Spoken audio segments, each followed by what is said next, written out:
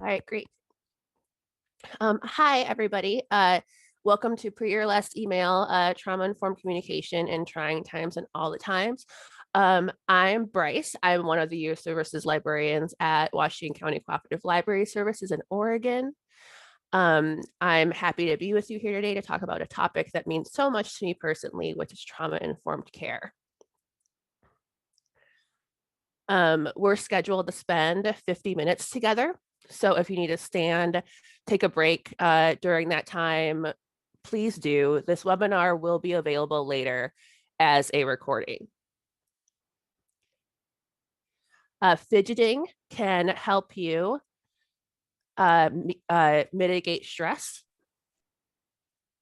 Let me go ahead and get that slide next. Okay, great.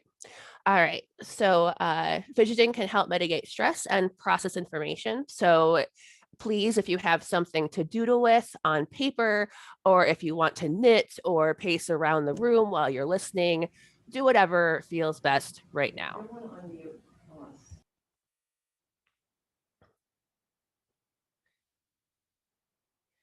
So if you have a general question, please ask it in the chat.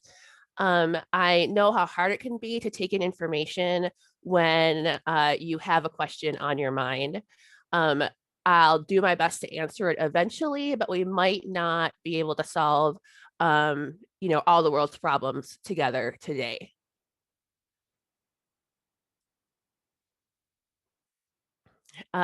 So first, I want to be upfront about what this webinar will be and what it won't be.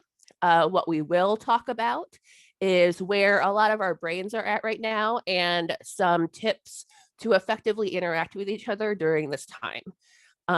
I believe that with every interaction, we can make trauma informed, the more mental and emotional room we're able to cultivate as individuals and as a community. Now, this is something that I'm still working on, but things I'll talk about have helped me for years. What I won't spend a lot of time on is de-escalation, since when done well, trauma-informed communication is about stopping stress responses before they start. The first part of this webinar might sound familiar to those who watched Being Trauma-Informed During a Pandemic. I just want to make sure that everyone is up to speed, and refreshers are always good, especially now. So I started with some housekeeping because even that is trauma-informed. At its most basic, being trauma-informed is like using your turn signal in a car. You may not know who around you needs it more than others. Maybe someone has gotten in a recent accident, perhaps. But using your turn signal makes your next move transparent enough that everyone on the road can anticipate your next move and plan accordingly.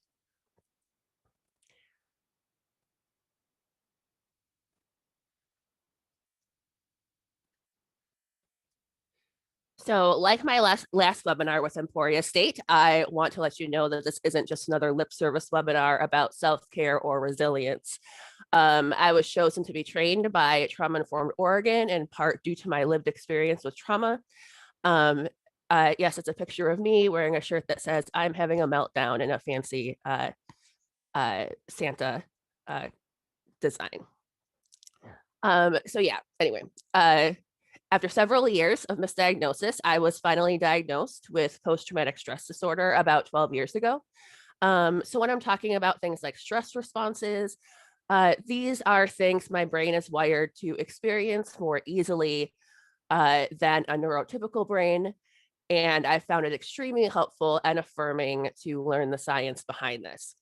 So yeah, I guess you could say that I know what jerks our brains can be, and knowledge of trauma-informed care has not only given me additional tools to describe how I'm doing, it's also transformed how I see and interact with other people and the world in general. And so the cool thing is about brains is that they're malleable. And so just because we are experiencing a collective traumatic event doesn't mean that all of our brains will be rewired forever. I am not a medical professional, and this presentation should not replace medical advice, but hopefully some of the stuff we talk about today can help somebody. So let's check in about where we're at during this global traumatic event that we've been consistently experiencing for a year. First of all, being trauma informed has a lot to do with empathy. Empathy is the ability to regard someone else as a human being, just like you are. You're able to bear witness to someone else's struggle and understand how they're feeling through their frame of reference and not our own. Empathy means listening to someone, and rather than replying with, well, it could be worse, you have some capacity to say something like, wow, that sounds really tough. Maybe you might say, what do you think you'll do? And these types of responses let another person know that you're really hearing what they're saying and that you confirm that how they are feeling is a valid way to feel. As humans, some of the greatest gifts we can give each other are time and validation. So weirdly enough, when we're stressed, for instance, during this pandemic, our brains make it harder and harder to feel empathy for other people who are going through tough times. And right now, we all are. And that has a lot to do with the way that we interact with each other.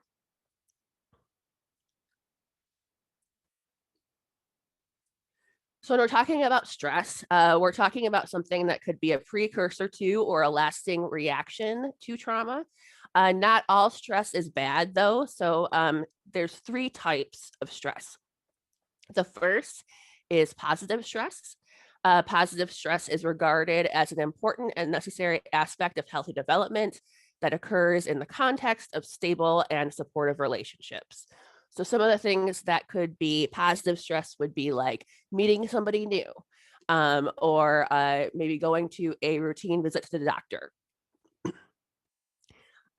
Tolerable stress is next, and that generally occurs within a time-limited period, which gives the brain an opportunity to recover from potential damaging effects.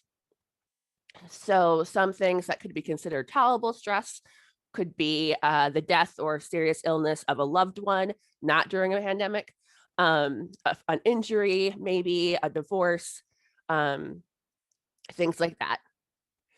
And toxic stress actually can disrupt brain architecture and can lead to lifelong problems in learning, behavior, and both physical and mental health. So what are some things that could be considered toxic stress? Well, these are things like physical or emotional abuse, chronic neglect, domestic violence, things like that.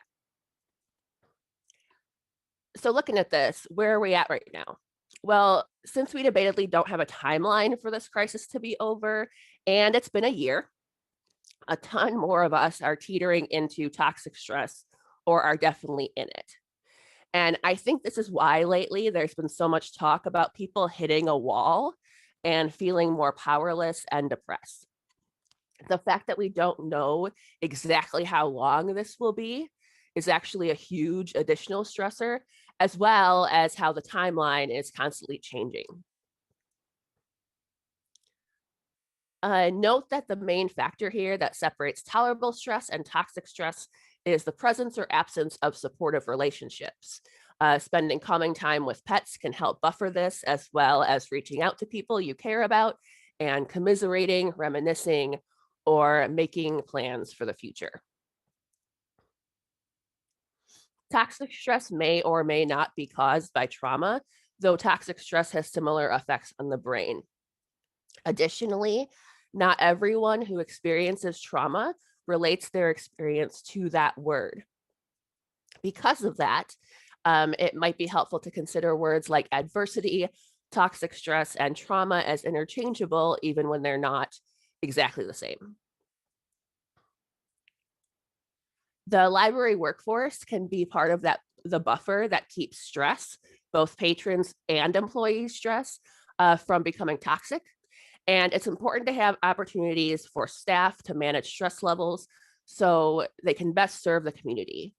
This is important when there's not a global pandemic or a global crisis of any kind happening. Right now, it is absolutely crucial.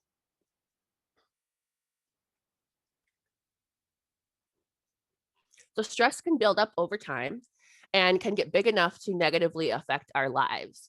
And this can happen in 4 stages. One is in ourselves. Uh, Stress suppresses our immune system, so we're more susceptible to viruses and infection, and we may get sick more than normal. If you have a chronic illness or a disability, you may experience more acute symptoms. You might also just generally feel crappy, and you're unsure why. Next is in our intimate relationships. So unfortunately, the first relationships to suffer when we're under stress can be our relationships with our families, our friends, and significant others, who can be more forgiving than those who don't have an emotional stake in us. And now, as stress lasts longer and our capacity to deal with it erodes, we begin to lack the ability to assume the best about others. We can become paranoid about the intent of our colleagues in work relationships because we can become more aware of mistakes or small losses, and our brains can frame them as failures, and otherwise just losing trust in our coworkers, managers, and employees. And lastly is in working with patrons and the public. So all of this stuff can happen behind the scenes while you're still bringing your highest self to the people you serve. And wow, that just saying that out loud right now sounds exhausting. So congratulations. Continuing stress can affect your ability to empathize, and eventually our work in the community is affected. And so this webinar might be especially for people in stages 3 and 4. I want to recognize that potentially everyone you communicate with is in these stages right now. Your family, your neighbors, your employees, your managers, your patrons, and possibly you. So basically, we could all be at these stages where the stress of the past year has us all out of empathy, and yet our survival depends on our independence. Lovely. So that realization is what inspired this webinar. I hope that you leave here feeling a little validated and possibly get some tips to ease some pressure on the mental and emotional loads we're carrying. Sometimes, or something that I've learned over the years, is that it's important to check in with myself regularly, and that small behavioral changes can add up and help keep my lid from flipping in the long run. So what is a flipped lid? So Dr. Dan Siegel, founding co-director of the University of California in Los Angeles' Mindful Awareness Research Center, created the hand-brain model to visually demonstrate what happens when a person experiences a real or perceived threat. And this is called a stress response. The fist in the picture represents the brain. When a person does not feel threatened, the prefrontal cortex, which is represented by the 4 fingers, is working functionally. It's online. The prefrontal cortex is what trauma-informed Oregon calls the rational brain. It's responsible for executive functions like reasoning and critical thinking. When a person experiences a real or perceived threat, the prefrontal cortex becomes temporarily impaired. It goes offline. This is signaled in the hand-brain model by the open hand on the diagram. When the prefrontal cortex goes offline, a person is in survival mode and does not have access to their long-term processing, problem solving, ability to compromise, verbal processing, and other executive functions. It can be as if their brain is functioning with no rational thought. Your limbic system, which is responsible for attention and reaction to stimuli, and your autonomic nervous system, which is responsible for literally preparing to save your life, are in charge. While it can be easy to judge a person based on behaviors, understanding the way the brain responds to stress can help us build empathy during tough encounters with ourselves or with others and for ourselves. So if you are currently having periods of time where you're feeling irrational, flooded with adrenaline, numb, selectively verbal, or in a way you might classify as not yourself, you could be experiencing this type of stress response to daily life during a pandemic.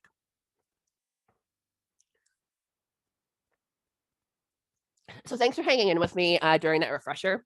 Hopefully that context is helpful as we go in to consider trauma-informed communication. So I'm a super old millennial, right? And so I think in memes and GIFs a lot of the time. And as I was preparing this webinar, I couldn't help but think of a scene in Eastbound and Down. And so the main character, played by Danny McBride, is having a tough time adjusting to living with his brother and substitute teaching after losing his job as a famous baseball player. He starts a petty fight with his family. And about halfway through the scene, he realizes he's being a jerk. And he starts apologizing, but he does so while he's still yelling. So eventually he says, I'm not going to stop yelling because that'll mean I lost the fight. And I thought this could really be an alternative title for this talk because it is really one of the most important goals of stress response, self-preservation. So in this case, how does continuing to yell equal self-preservation? Well, stress responses can be useful, but they aren't necessarily logical. As the character in this case continues to yell, he's able to feel as though he's self-preserving while his rational brain comes back online. Another part of this, though, is that he's potentially harming relationships that he needs for survival and belonging, and those need to be repaired.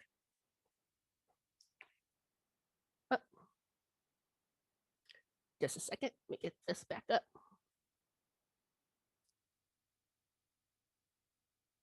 All right. So one thing I've thought a lot about this past year is, yeah, so I like memes and gifs. So one of the things I've thought a lot about this past year is how much of our relationships, at least in Western culture, include some sort of caveat that someone needs to be quote unquote the fine one.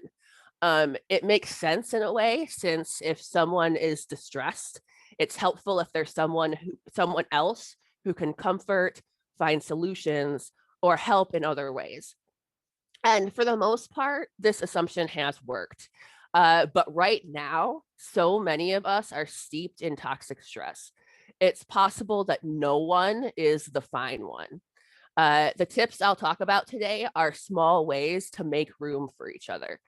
I believe that if we do our best to treat ourselves and others with care right now, we can help each other out while cultivating energy that can help us survive this pandemic and thrive in our emerging world together.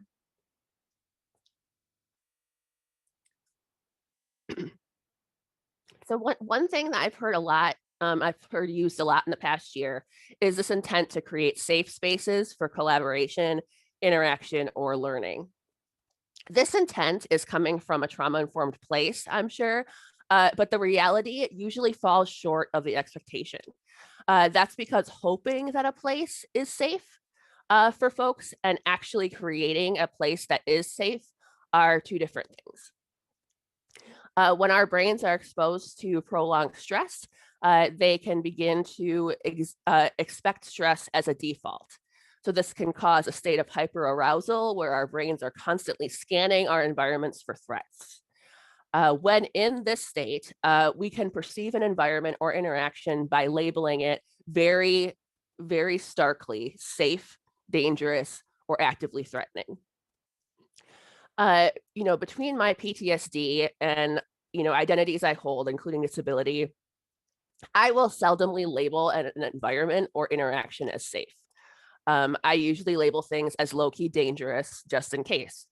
So my hyperarousal is heightened then when I hear, for instance, a professional development opportunity is unequivocally, unquestionably safe, because there is a slim chance that it will be safe for everyone.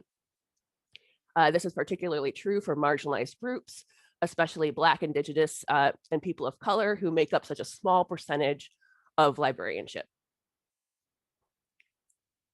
So, this is not to say that safe spaces can't exist. I'm just saying that the likelihood of creating one in a work environment right now is incredibly low without sweeping changes to most workplaces. I know a lot of libraries are, for instance, working on equity initiatives, but that doesn't necessarily mean the workplace or the process is safe. In fact, it can sometimes make a workplace more hostile. So rather than claiming a space is safe, what can we do instead? First, give as much text as you can beforehand. This could be a meeting agenda, parameters for discussion, goals for the interaction, stuff like that, even if it's not good news, possibly especially if it's not good news. Then, just make sure everyone knows where the exits are if they need to leave the interaction. So thinking back on times I've had acute stress responses, whether or not I was able to physically leave the area, even for a moment, was a deciding factor in how long it took my brain to come back online so I could think straight and continue on. If you're stuck, it can make you feel powerless, which can be traumatizing. While a goal of a stress response is self-preservation, a goal of being trauma-informed is affirmation and empowerment.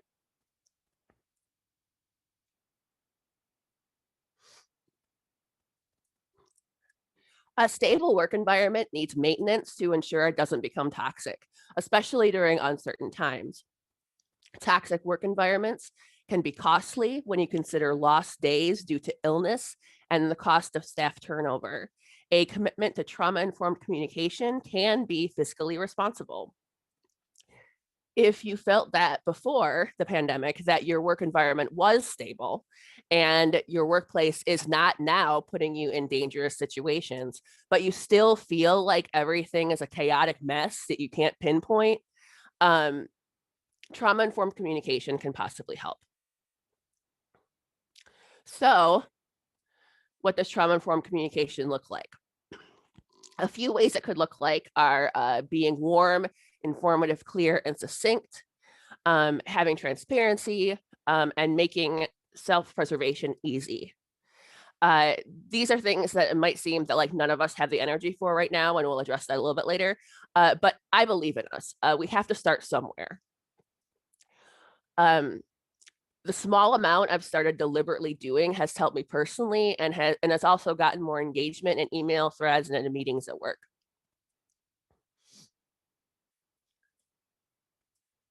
So first we have being warm, informative, clear, and succinct. One of the parts of the brain that it's hard to access when in a state of hyperarousal is the parts that are responsible for comprehension and recall. If you've had a difficult time remembering words in the past few months, like you know what you want to say, but it feels like the words to convey your meaning are hard to access, this may be why.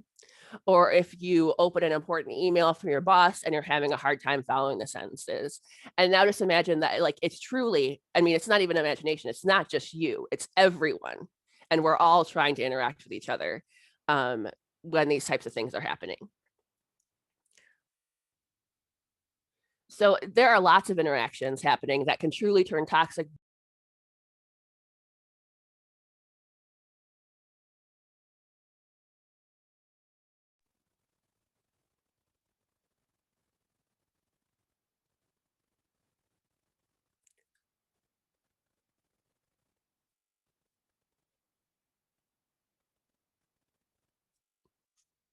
Okay, so there are lots of interactions happening that can truly turn toxic just because of communication breakdowns. So what are some ways that we can be warm, informative, clear, and succinct in order to successfully communicate with each other? So first, we want to be warm. So take a deep breath. Let me see if I can. This is just 1 second. Got it. Okay. So we want to take a deep breath and let it out before you start an interaction.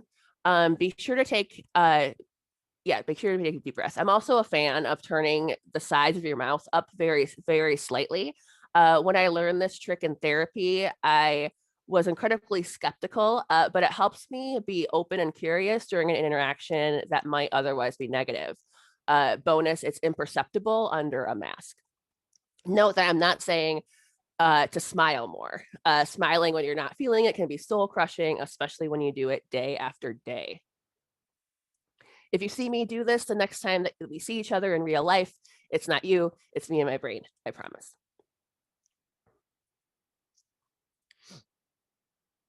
So next we have informative. This is self-explanatory possibly, but you really want to make sure that you're conveying the information that you need to convey. Clarity, to be clear, means a couple of things. It could mean verbal enunciation, keeping sentences short, using graphics or a translation system, or avoiding idioms. A bonus in not using idioms is that many in the English language have bigoted origins. So avoiding them is also avoiding re-traumatization in that way. And to be succinct, keep not only your sentences short, but the whole message as well. If you need to add a bunch of context, it definitely helps to put action items or due dates in bold at the top of an email, or talk about them first. And bold sentences that need to stand out in case someone needs to skim it and revisit it later. To demonstrate the importance of being warm, informative, clear, and succinct, I submit the following example of a tweet I fielded from a patron in early June. So now the tweet starts out, I don't know, maybe I think it was my brain kind of interpreting it like this, but it seemed like a little bit of an accusatory tone. Maybe applying that my place of work was not doing what we should. This person doesn't have many followers, but you never know who is who in the local community. So I decide to engage.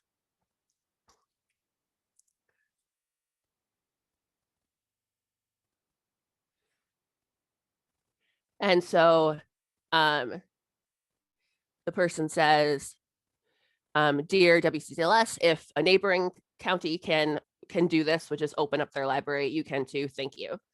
And so I end up saying that we appreciate the support. We in Multnomah have different org structures. Services will be restored incrementally in order to comply with health and safety expert guidelines. For specific library and service questions, please contact your library. And this was kind of like one of our lines that we would say a lot that week because we had a lot of questions like this. So then he gets back at me and says, respectfully, this is a non-answer for the sake of the 115,000 voters and their families who just approved your new levy. Could you please explain to me why you can't accomplish this? So now I feel like getting hostile, and I admit that this is nearly where I flip my lid.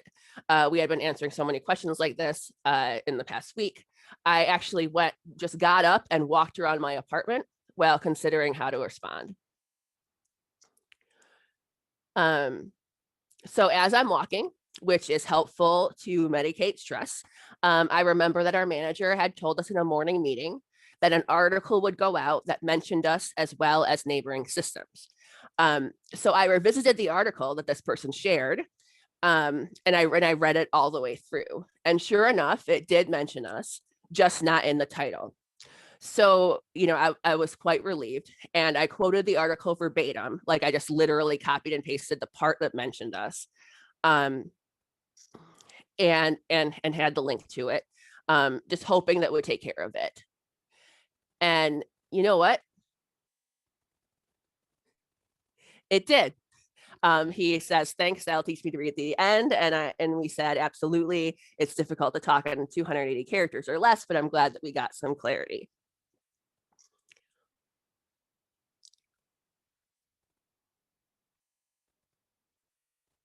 So transparency is something a lot of organizations were bad at before the pandemic, and during the pandemic, it can only get worse. Transparency is about what people want to know, not what you think they need to know.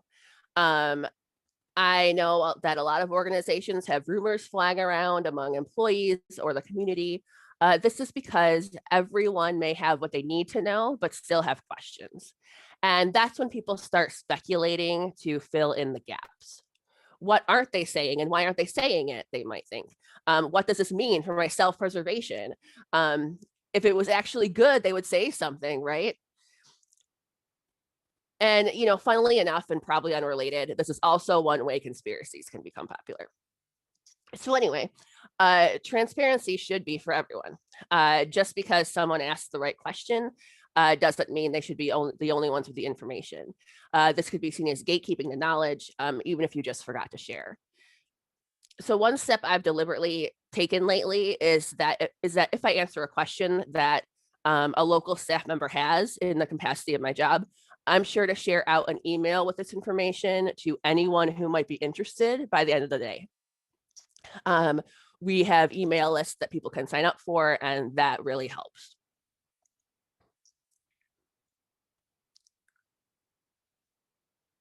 So if we know a goal of stress responses is self-preservation, how can we help with that? Let's think again about that delightful tweet conversation from last summer.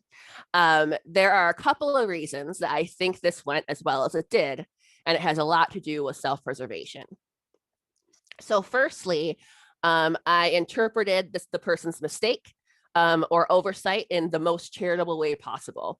In the spirit of effective communication, I mitigated my stress by walking it out and then came back to read the tweet again, searching only for what information this person wanted.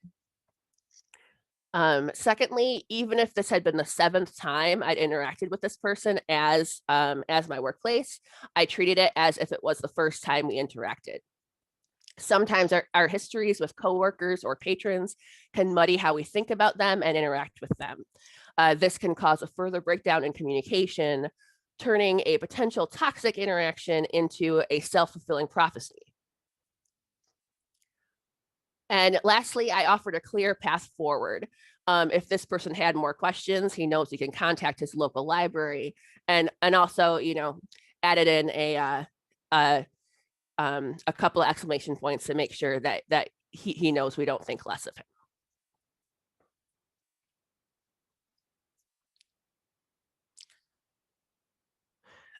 Making self-preservation easy for others can help ourselves in the long run too. These steps can help keep our own stress responses in check. Hyperarousal can make us see patterns where none exist.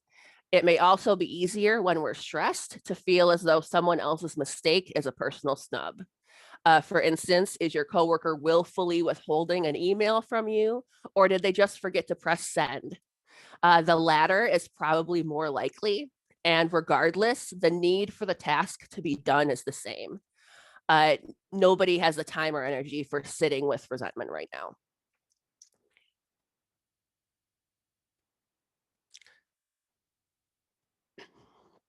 So mental, physical, and emotional energy is at a premium. So it might be easy to hear these tips and think, oh, great, there's one more thing to do. In the past few years, I've become more and more aware about where I put my energy and what the outcomes are.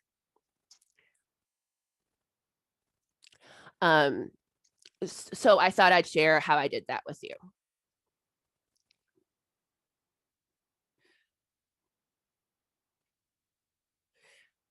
So I just, I thought about a couple of questions. First, I took an honest look at my interactions throughout the day or week. And I thought, and I actually pinpointed, which of those interactions feel rejuvenating or empowering?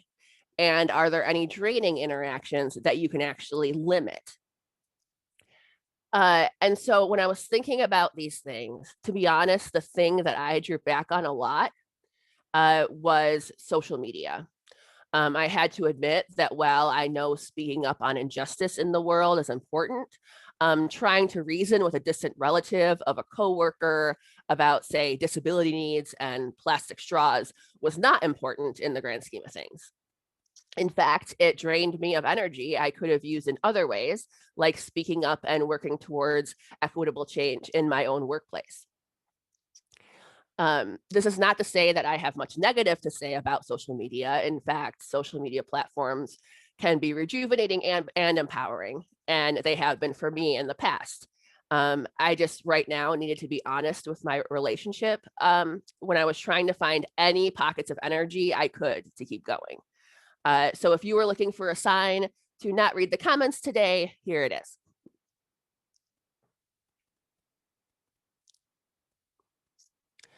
I want to make sure to say plainly too that this energy audit of sorts is a personal suggestion and not one for managers to ask of employees. Managers have the power to do much more, like focusing on supporting work-life balance and interpersonal trust in your organization. And that is a whole other webinar entirely, but providing transparency, making self-preservation easy, and being clear in your communication can help.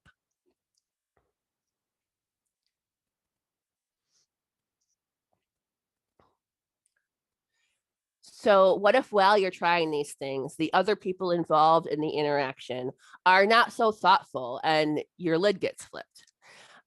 So if your lid is unintentionally flipped, there's a couple things you can do. First of all, you need to know that this energy needs to be mitigated. So you might want to take a walk around, use a stress ball or another fidget to get the energy out. You may also consider making a small kit with various items and affirmations to ground yourself with. You can search mental health kit on Google or something, and that's how you can get a few ideas there. And secondly, it might be useful to write out what happened and save it somewhere safe. This actually has two purposes. One, it can help put words to feelings and bring your brain back online.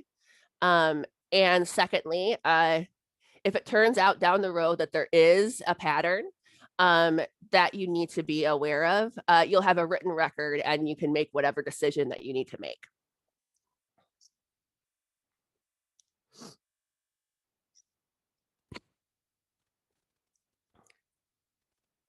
So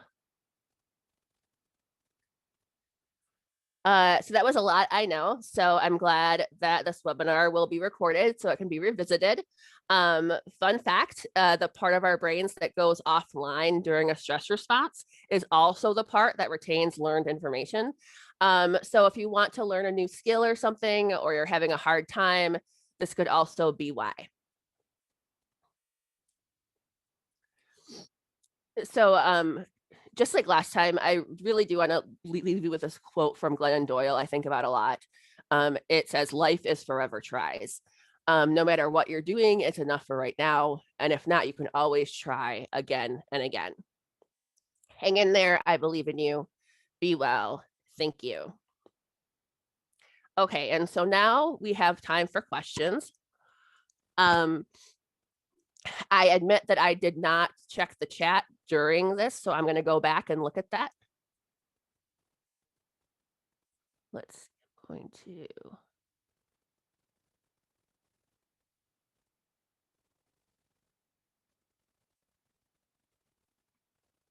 Oh, here we go.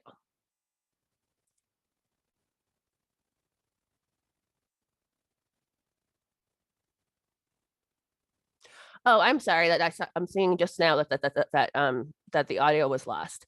Let's see, where was that at? 11:24.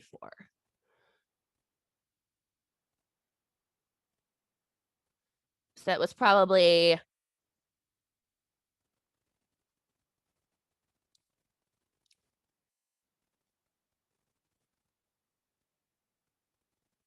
maybe around here-ish. I don't know. Let me check the chat again.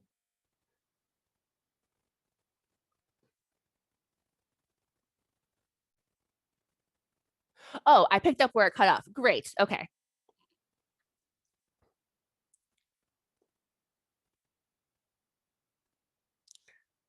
All right, perfect. Okay, so now I have access to the chat. If anyone has any questions, we do have some time for that. I know this was a lot though, so if not, that's completely understandable too. This will be available afterward, and also I will be posting it. I will be posting a link to it on my blog at brycekozlablog.blogspot.com. And I'll also make sure to post some resources and things like that. So.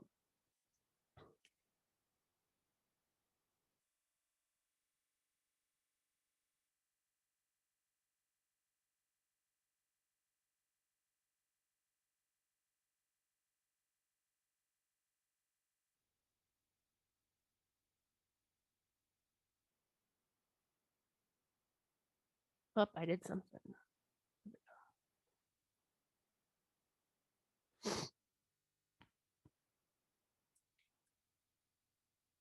right, for some reason, I'm unable to see the chat right now, which is like my favorite part. So,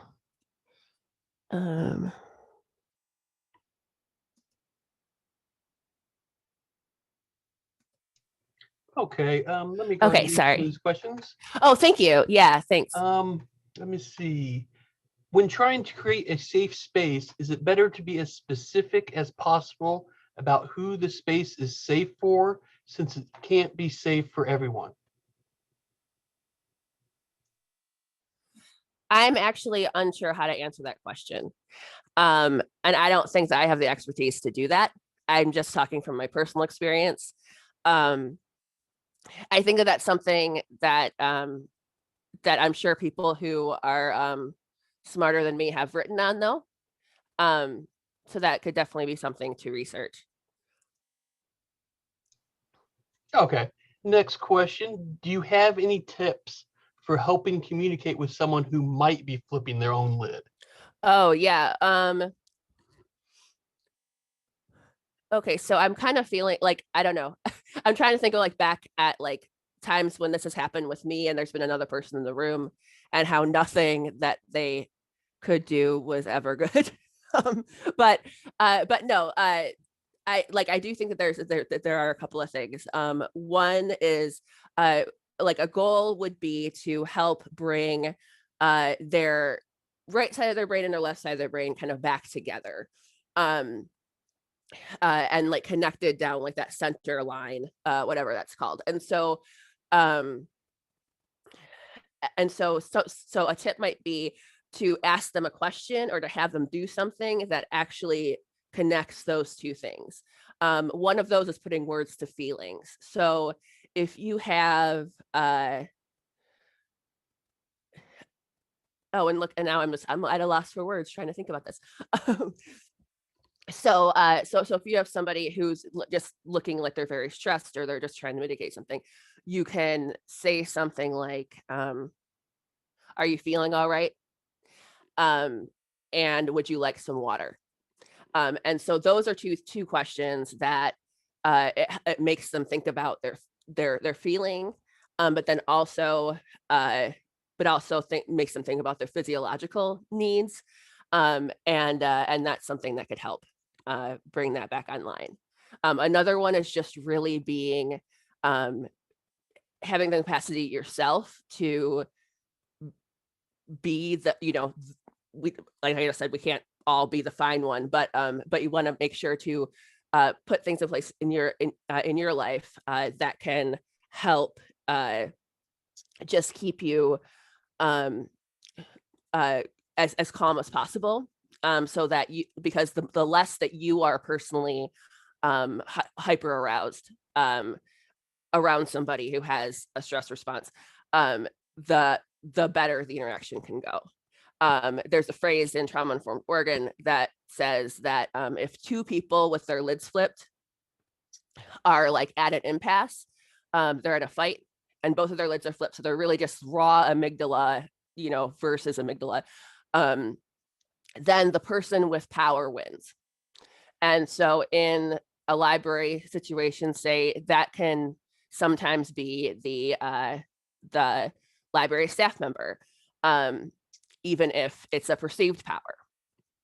And so making sure to be warm, calm, succinct, those types of things can really, really help. Great. Okay. Next question. I could see someone interpreting a warm, contextualized email response as condescending, particularly if they're in a trauma response. Mm-hmm. Any tips for checking your own tone for being informative without underassuming, if that makes sense. Yes. Okay. So I would suggest something like directness being the main goal there. Um, and and also, maybe checking your email to see if you overuse things like smiley faces and exclamation points. Maybe if you have like 2 or 3 in an email that like you want to make sure sounds quote unquote warm, but you're not in the space to feel warmly at that time. Keeping those things, you can keep some in there, but keeping them into a minimum doesn't turn it into something where, I mean, it's very clearly then condescending to the person on the receiving end. And things can always be misconstrued, but these are just things I found helpful, being the person who has both given and received emails like that. Okay. How about, at what point would you stop communicating with a patron on Twitter? Oh yeah, if they were being completely hostile. Or just even, if it goes beyond if it goes beyond things that I can help with. I mean, then like for me, luckily there's people, above me who are better than me at de-escalation, who can take that on. But yeah, I mean, you don't want to create a culture in your social media where people who are being harmful to your staff are welcome to keep on doing that. So I definitely would say that noping out early, just leaving the conversation if you need to, would be better than continuing on and attempting to fix it. Like I feel like there's like a point where like it's gonna go downhill, and you kind of feel that. And so that would probably be the point where I might just stop communicating.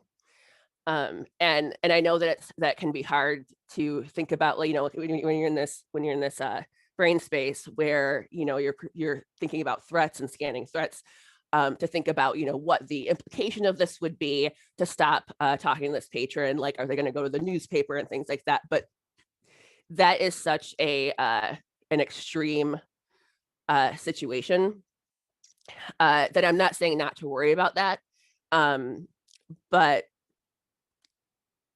so fewer people would actually do that than we might think, than we might imagine in our elevated state. Okay, next question.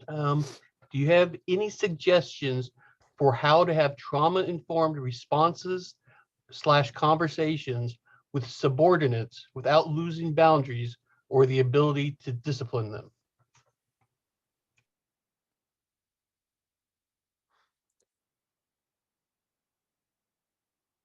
I mean, yeah, like being trauma informed doesn't mean that you're being, like overly nice all the time, and you like there's no boundaries because you're just friendly. I actually advocate a lot myself for having firm boundaries with my manager, and in the past my employee. It's just let me just gather my thoughts here for a second.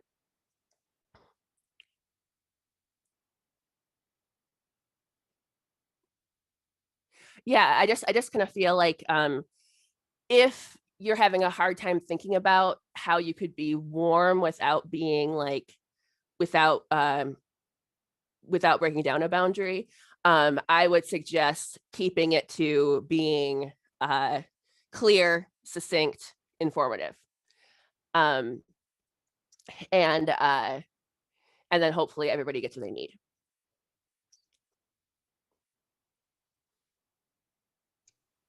Okay. The poster says, I think you might have touched on this, but is it worthwhile to call out someone when their message makes you feel slighted? Tips for doing that. So yeah, so I don't know that I would have tips for how to do that, because I might say that I don't know. I think it depends on whether it's like a slight, or like if it's like a microaggression or macroaggression or something like that, where it's like it's creating a hostile work environment. Like that's completely different. But if we're talking about the slights, or real or perceived, I would probably, especially right now, maybe just do my best to kind of let those go,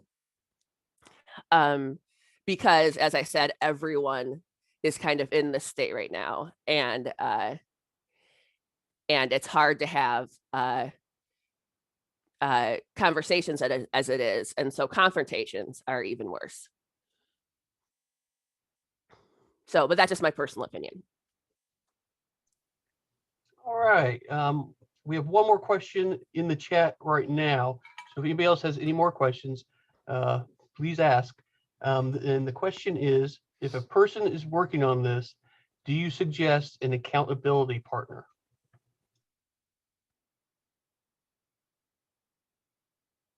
Yeah, I mean, if that's something you would be comfortable doing, just because of the nature of all this, I might not like have people assign other people accountability partners, or be like, hey, please be my accountability partner on this, and like make it hard for them to say no. Because the last thing you want to do is like, make somebody a accountability partner who doesn't want to be one. But yeah, but if that's something that's helpful to you, then I think that that's something that you should definitely pursue. Because yeah, this it will only help, I guess.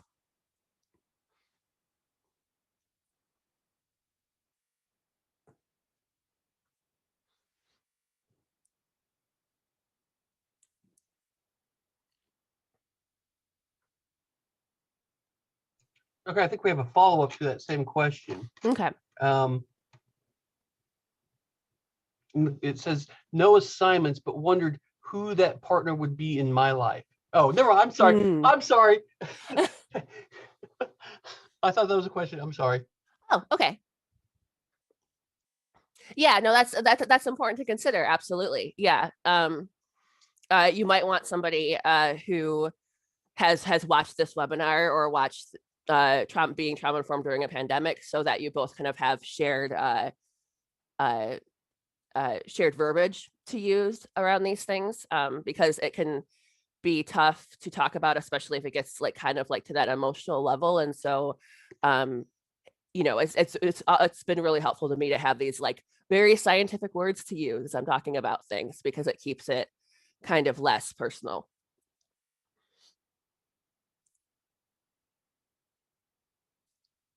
Okay, here is an actual question.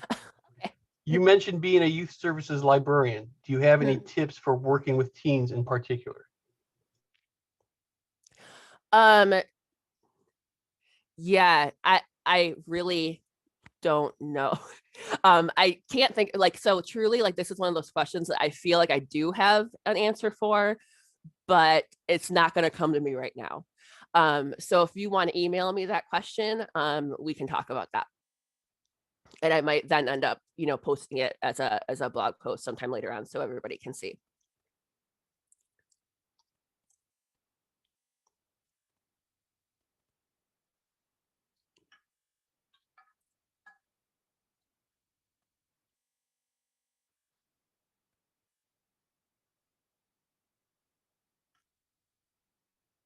I believe that is all the questions that we have in the chat right now. If there are Okay. any more questions, now is the time. And if you think of something later, you can email me, and that's fine. My only request is that when you email me, if you can keep it as questions that aren't like you don't get into like all of your feelings and stuff, because like truly for me that's really hard to read like a whole block of text about a problem that's going on with this global crisis, and then having to kind of answer it. So if you can maybe be vague and not so specific, that would be awesome. But I welcome I welcome emails. So Okay, I think we have one more question that came out. okay. Any suggestions on how to teach others to be trauma informed if they have low empathy? No, that's not something that I know about. I really apologize, but that like first of all, there's disability justice issues around the idea of empathy and whether or not somebody has it, that I really can't get into. But I just I think that that's definitely something that you might need to do some research on for yourself. But I think that those keywords that you brought up would be good ones to use.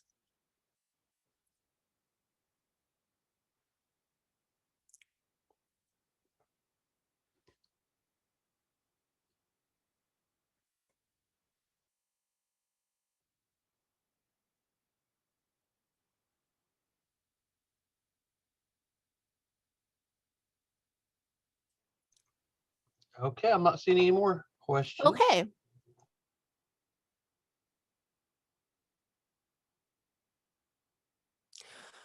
All right. Well, thank you so much, everybody. And yeah, I hope you have a good day.